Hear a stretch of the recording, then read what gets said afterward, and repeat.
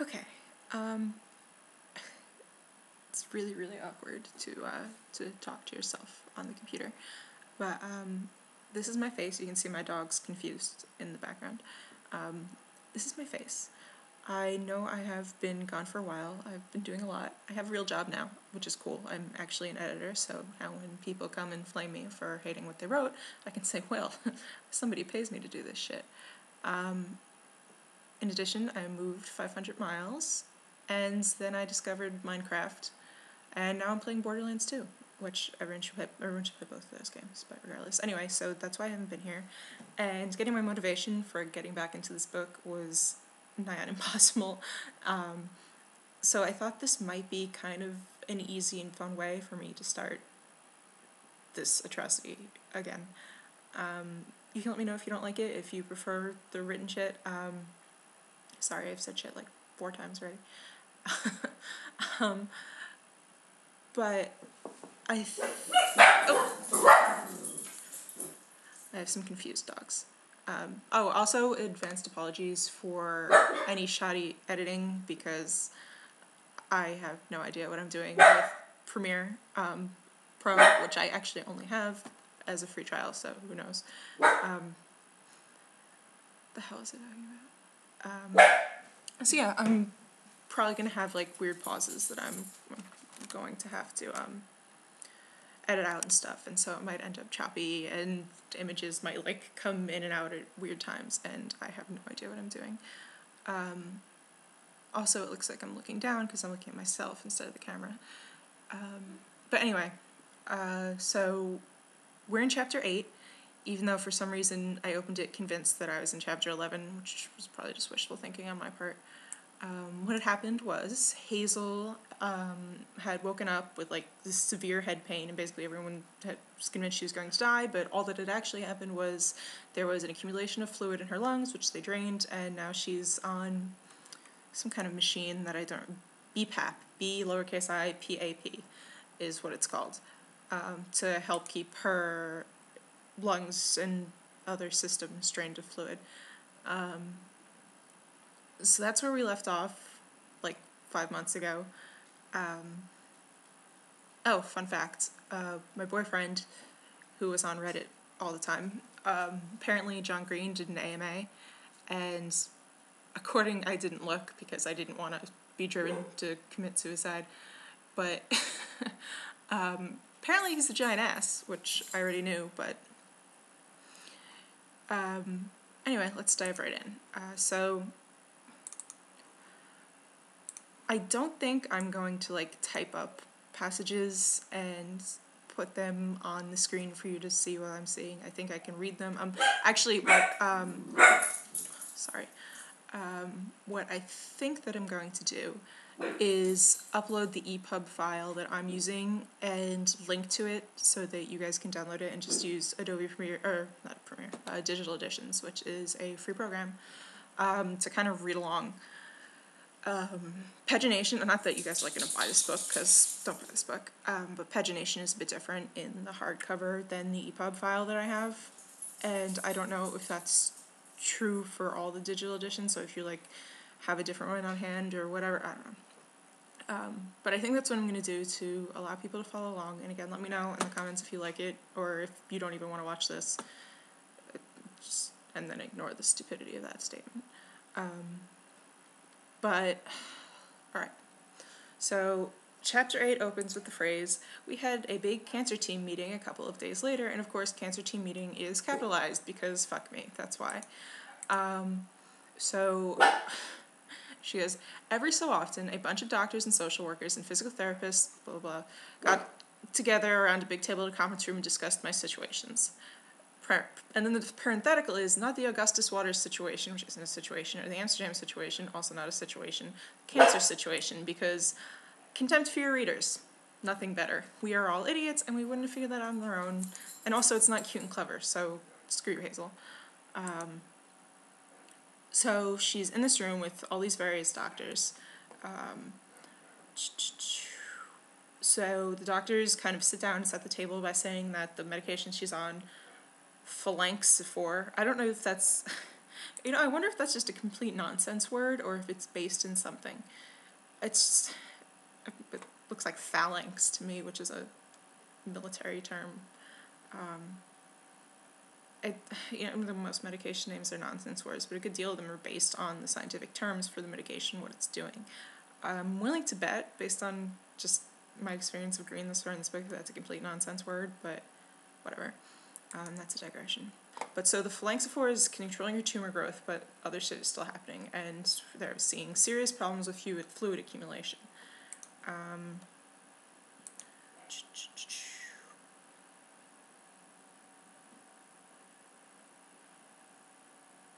One of the issues that they're having with Hazel's case is that she's, I think they say, the patient that's been on this medication for the longest, so they don't know what the long-term side effects are. Well, we know, so one of the doctors goes, well, we know from other patients that most tumors eventually evolve a way to grow in spite of phalanxophore. Green doesn't bother really getting into the science, and I'm not going to do it because he's not really, oddly enough, doesn't have any pretensions about it.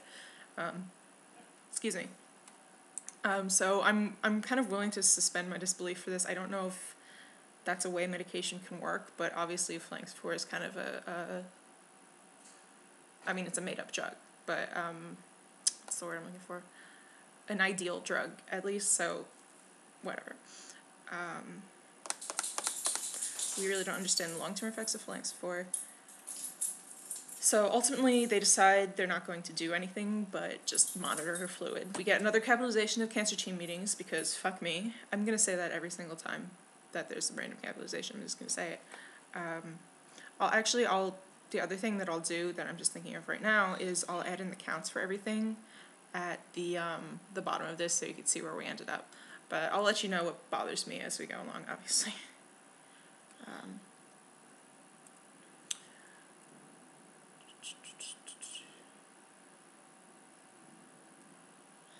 So the doctors want us to stay the course, quote unquote. Your cancer is not going away, Hazel, but we've seen people live with your level of tumor penetration for a long time. They don't specify a long time, and Hazel says that she's not going to bother to ask because she probably doesn't want to know the answer. Hazel's response to this is, can I just get like a lung transplant or something? And her doctor responds, you would not be considered a strong candidate for a transplant, unfortunately, she said. I understood. No use wasting good lungs on a hopeless case. Just as a refresher, Hazel actually has thyroid cancer, and the lung tumors are an expansion. That's not the word, but that's all that's going into my head right now. Which is a little bit bizarre. I reread the last chapter and this one, and I had forgotten that she actually has thyroid cancer. It's all kind of dropped for the lungs. We don't really get to we hear about all her breathing. She's having breathing trouble. She's on a respirator all the time. She has to carry oxygen with her. But we don't actually get any hints of the problems the thyroid cancer is causing. And we don't hear anything about that being operable or that having been treated for chemo for that. We don't know what's going on with that. And my mother has thyroid problems. And thyroid problems are nasty, and to completely knock out your thyroid is not a good thing. So I highly, highly doubt that thyroid cancer is, going to just, oh, by the way, also thyroid cancer. I don't think that's how it works. I'm not going to look it up because he didn't, and I shouldn't have to either. But, if he wanted to ignore it, I'm not sure why he gave her that in the first place. Maybe he needed something that was incurable, but what somebody could live with, and it's not as flashy as lung cancer. Everyone knows lung cancer sucks. Everyone knows kind of how it progresses and the things it does. It's kind of bizarre. And in fact, when I first reread this chapter for this, when Dr. Maria says she wouldn't be considered a strong candidate for a lung transplant, my first reaction was, wait, why? Because there's been this focus on the lung cancer.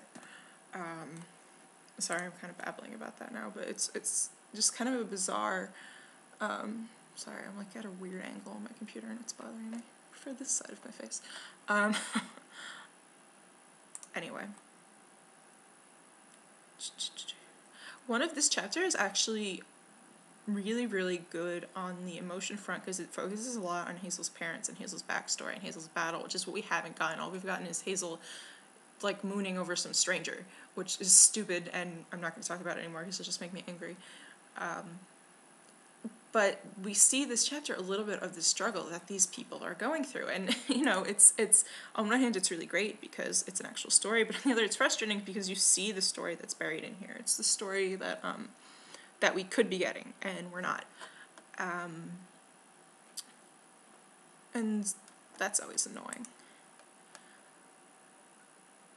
But so her dad starts crying when the doctor reiterates that her tumors are inoperable and she can't have a lung transplant, and of course that just depresses the hell out of Hazel. And she points out kind of really, really intelligently that she's in this kind of cycle where she and her parents are just constantly hurting each other because her disease hurts them, and that she hurts them hurts her, and that she's hurts, and it's this kind of awful, awful feedback loop that none of them can do anything about. And she says, I hated hurting him. Most of the time I could forget about it, but the inexorable truth is this, which is a really bad antecedent. I could not forget about it. That it is actually referring back to hurting him, when I think she's talking about the inexorable truth, which is just bad writing. I think that's what she means. Maybe she does mean she could forget about hurting her parents. I don't think that's what she means, though. Anyway. The truth is this: they might be glad to have me around, but I was the alpha and the omega of my parents' suffering. That like I said, that thread is really going to be followed out, and it's a really, really good one. Just before the miracle, when I was in the ICU, miracle is capitalized because fuck me again. When I was in the ICU, it looked like I was going to die. Mom sobbed something into Dad's chest that I wish I hadn't heard, and that I hope she never finds out that I did hear. She said, I won't be a mom anymore. It gutted me pretty badly. I couldn't stop thinking about that during the whole cancer team meeting, capitalized fuck me. I couldn't get it out of my head how she sounded when she said that, like she would never be okay again, which she probably wouldn't. Now that's heavy, and like, it's, this kind of goes back to that whole, is the story actually sad, or is it using cancer for cheap sadness points, for emotional manipulation? And that's actually sad. That's actually a really, really genuine moment, when so much of this story is, oh, and BT dubs, I have cancer and so feel bad for me. And I just, it's like I said, this chapter is really, really good on that front. And, I don't know, I mean, I've said before, I don't read ahead.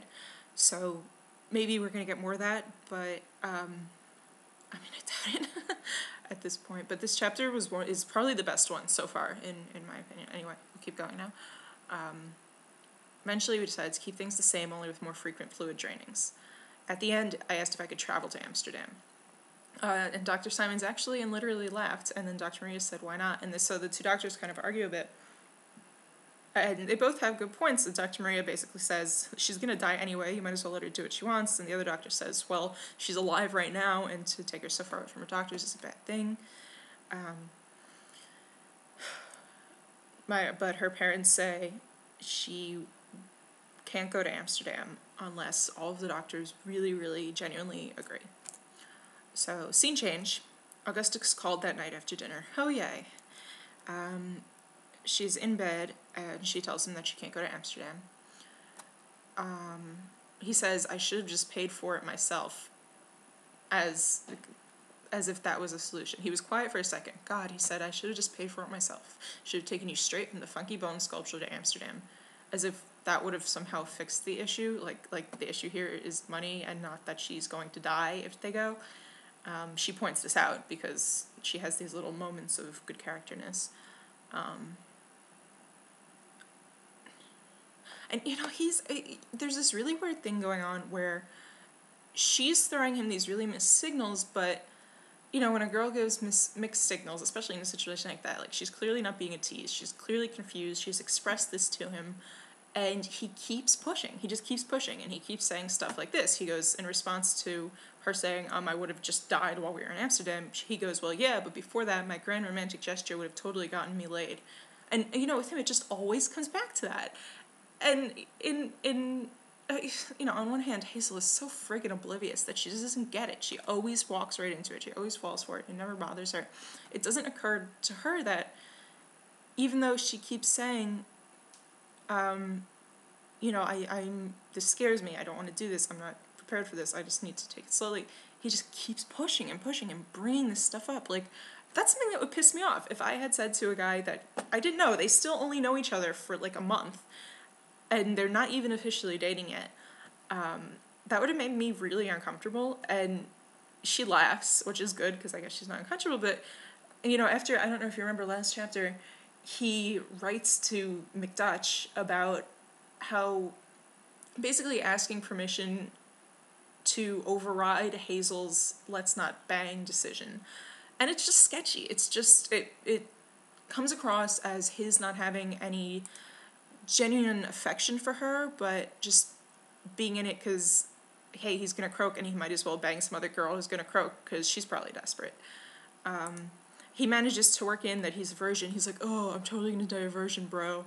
And it's just an ass. Like, he says these things that set her up. He says these things anticipating her responses, having already planned his response to her responses, so that he's constantly tricking her into saying things that allow him to make these really, really personal statements.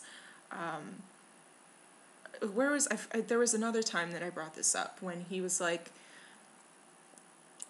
he said something that forced her to ask about his last girlfriend so he could tell her that she died of cancer. And it was just really, it's like this, it's just really bizarre and inappropriate for the situation. She's calling him to tell him about how she can't go on this trip of a lifetime because she's dying. And his response is to corral her into pitying him for not being able to have sex with her. And it's just, it's not, you know, there's a degree, unfortunately, to which it's not surprising in YA, because this character is just so damn hot right now. But that I mean, that certainly doesn't make it okay. And especially, you know, and it's inappropriate, you know, in Twilight when, or, well, that's probably not a good example. There's not really any rape in Twilight.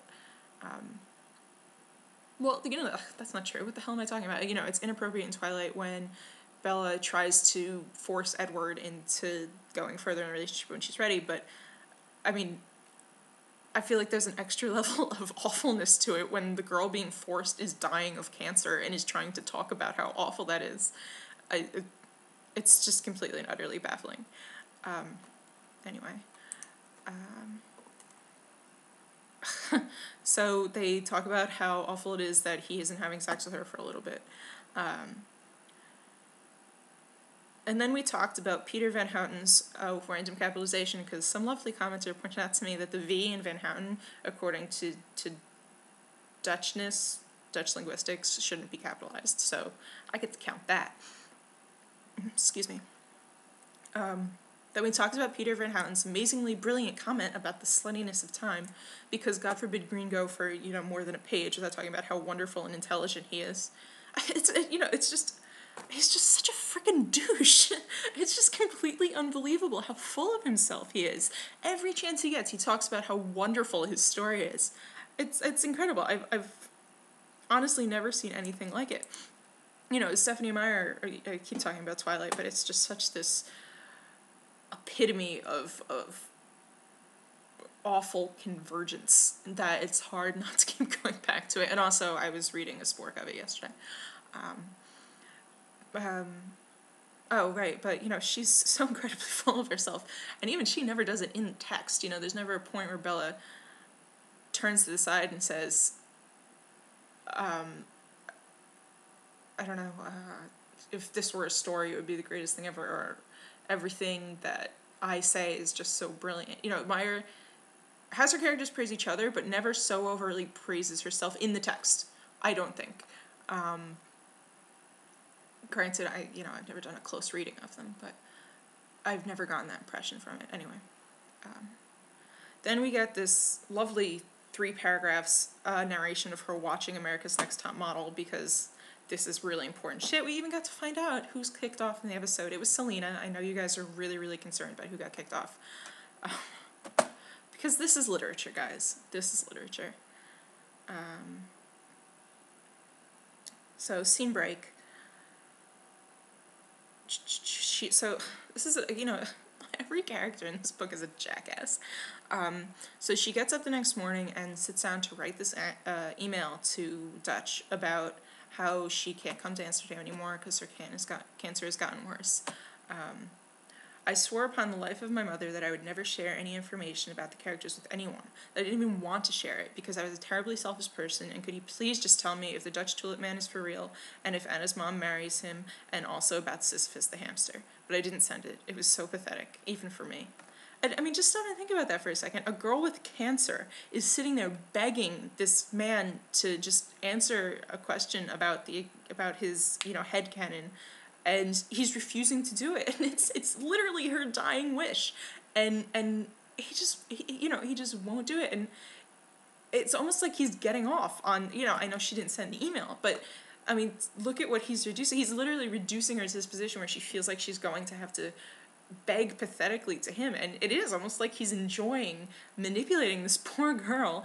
And it's bizarre in so much as he supposedly wrote this really, really realistic and empathetic book about cancer, so wouldn't he feel more empathetic himself toward this girl? It's just, why are we supposed to like him? What has he done except waxed poetic and treated a dying girl with complete and utter contempt?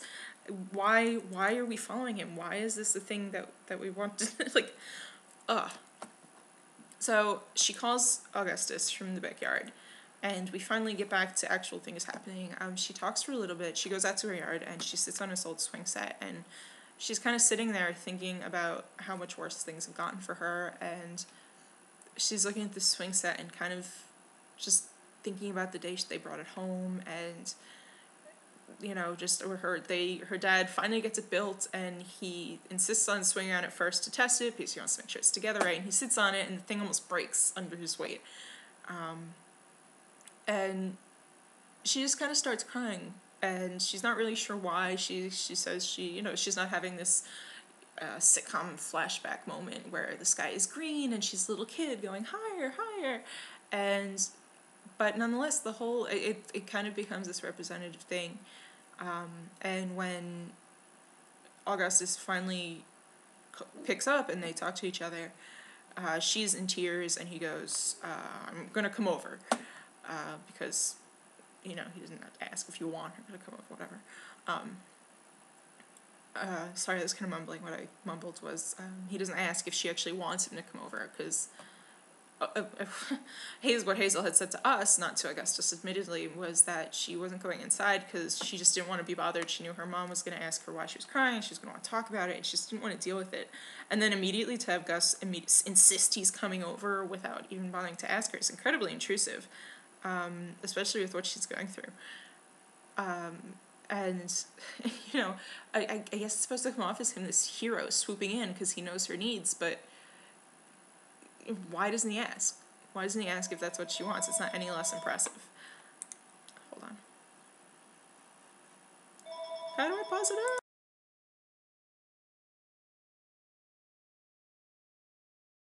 This is like a ridiculous pause.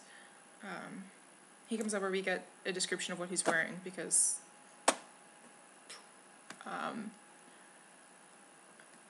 and he says to her, she says, thanks for offering to come over, which he didn't offer. He told her he was coming, but it's beside the point. And his response to that, for some reason, is, you realize that trying to keep your distance from me will not lessen my affection for you, which is A, irrelevant to what she was saying, and B, like, almost serial killer-y. Like, there's nothing you can do to stay away from me. I will always love you, even if you don't want to be near me anymore. Like, what the... Her response is just, I guess, question mark? And, like, what is wrong with this kid, So another scene break, because I don't know why. They go inside, and they're on the computer, and Gus's solution to this is to get rid of the swing set in the backyard, because apparently it's going to make her feel better. They don't bother to ask her parents, who also might have childhood memories associated with this thing, and might not want it to be given away, but they put up an ad on I don't think they say Craigslist, but they put up an ad on Craigslist, and I'm not going to bother reading it to you. It's stupid, it's pretentious. Desperately lonely swing set needs loving home. That's what the whole thing is like. I don't understand the point of this. I don't understand why selling this swing set is supposed to make her feel better, other than, I mean, isn't that more depressing? Now she's going to go out into your backyard and see this imprint in the dirt where the swing set once was. It's all, like, I don't understand what Gus thinks he's trying to accomplish. I also don't understand why they didn't ask her parents. So then they go and watch TV. They can't find anything to watch. These are really important details, guys. So I grabbed Imperial Affliction off the bedside table, and Gus starts to read it to her.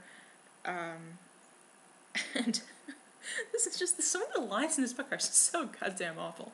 This is the line. I swear to God. As he read, I fell in love the way you fall asleep, slowly, and then all at once. It's it's a Lifetime movie, guys. When I checked my email an hour later, I learned that we have plenty of swing set suitors to choose from, which no, just no. There's not plenty of people looking for swing sets in this 1 hour window on Craigslist. Just no. In her area, because they need to come pick it up. Like, I placed an ad for a roommate on Craigslist, and it took 3 weeks to find somebody. I mean, not to get a response, it took a few days to get a response, but you know, it's the story for some reason is on this compressed timeline where every problem that's presented has to be immediately solved. You know, it's completely and utterly ridiculous. That's not how life works. It's not how stories should work. Not that I like want a saga of them trying to sell this swing set, because screw the swing set, but excuse me. Yeah, I mean, it's just symptomatic of a bigger problem. Augustus asked if I wanted to go with him to support group, capitalized, fuck me, but I was really tired from my busy day of having cancer, which for some reason is capital. Like, of all the capitalizations, I was really tired from my busy day of having cancer. H capitalized, C capitalized. If I ever meet this man, I'm just gonna kick him in the crotch and run. Like, I'm not even gonna bother him because he's a nerd, he's got glasses on, I don't have to run, I could probably kick his ass. But, I mean, seriously, like, there's like no linguistic sensibility that this doesn't offend that I have, and I have a lot of them. And then because Gus isn't done being a jackass, he's getting ready to go to the sport group, and she doesn't want to go, so he gets up to leave, she gets up to walk him to the door, and she walks into the door, and he leans over and kisses her on the cheek. And she's just completely stunned, and she kind of yells at him, and he goes, oh no, that was just friendly, and then kisses her mom on the cheek and goes, see? Which is nice and manipulative, and just, like, he just never asks. He never asks for anything. There's no consent of hers involved. It's you know, she sees herself as in this relationship, but there's nothing reciprocal going on. Right from the beginning of the book, he's in complete and utter control, and he's manipulative, and because he does stuff like this, where he knows, as he's about to do it, that he's going to parlay it into a friendly thing, and he knows that she really likes him and that he can do this, and he's just such a manipulative asshole. So when she wakes, he leaves, scene break, she wakes up from a nap, and she wakes up with an email from McDutch's assistant saying that she, you know, dear Hazel, I have received word via the genies that you will be visiting us with Augustus Waters and your mother beginning on the 4th of May, only a week away. But so, you know, it's an email, this is your hotel, this is your itinerary, all that crap. And so Hazel calls her mom and says, you know, look, I got an email from the assistant, I don't want to hear about this anymore, if we can't go, just email her back, tell her it's off. And her mom goes, well, you know, I wasn't going to tell you till your dad got home, but we decided that you should go. Apparently Dr. Maria made a really convincing case that Hazel should go and that she needs to live her life. And Hazel's ecstatic. She goes, Mom, I love you so much. And, you know, everyone is celebrating. She texts Augustus. This is weird. She goes, I texted Augustus because I knew he was in school, as if, well, whatever. He texted back immediately. Her text, okay, I texted Augustus because I knew he was in school. Still free May 3rd. He texted back immediately, everything's coming up Waters. Waters with a capital W. I know that's his last name, but I don't understand that sentence at all. Everything's coming up Waters? Is that, I mean, you guys might know better than I do. Is that like a saying in the Midwest? Is like it's something people say? Is there something it means? Excuse me, I'm not going to Google it because I don't feel like it, but I just have no idea what that's supposed to mean. And Hazel says, if I could just stay alive for a week, I'd know the unwritten secrets of Anna's mom and the Dutch tulip guy. I looked down my blouse at my chest. Keep your shit together, I whispered to my lungs. that's the end of the chapter. It was a really, really short one, and of course, the huge giant hurdle that is presented is resolved in the case of a chapter for no reason via plot contrivance. Yay. God, this book is just so awful. You know, there were some good things in this chapter, and in the few months since I read it last, I had kind of convinced myself that it wasn't so bad, and so when I came back and it wasn't worse than the other ones, it was actually probably a little bit better for a few reasons, than the other ones, but it kind of feels more awful by comparison to me, because I, for some reason, mentally built it up. Yeah, just no. Anyway,